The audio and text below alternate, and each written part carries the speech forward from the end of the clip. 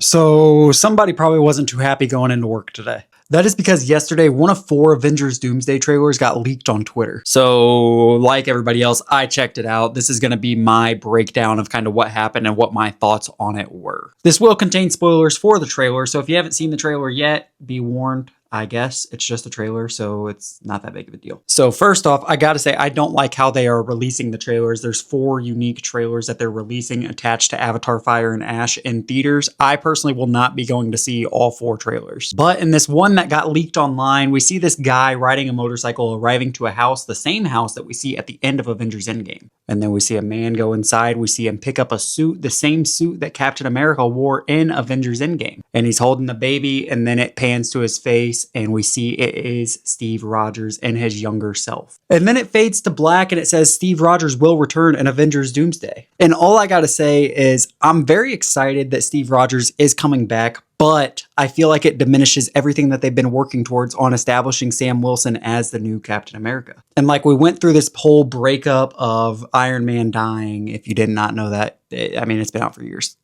Get over it. And we went through this whole thing of Steve Rogers or Captain America kind of retiring and going back to live his life with Peggy. So like we had the breakup of losing those 2 characters. We're good. We've healed. And now they're just like, all right, we're losing money. Let's go ahead and just bring them back because that's going to draw people to the theater. Now, I've never read a comic book in my entire life. I know you can kind of like revoke my nerd card if you want, but it's never been my thing. So I don't know if this is canon to the Marvel Universe or not. All I gotta say is it feels like a cop-out. That is not to say that I will not be going to see this movie, because I can assure you, if they still did midnight releases for movies, I would be sat. I would be the first one in line to be there, but they don't do that anymore. So best believe first day, first time slot, I will be sat for Avengers Doomsday. But I gotta say, whatever they're doing here, I don't know how I feel about it. It's either going to be a really good movie or it's going to be really bad.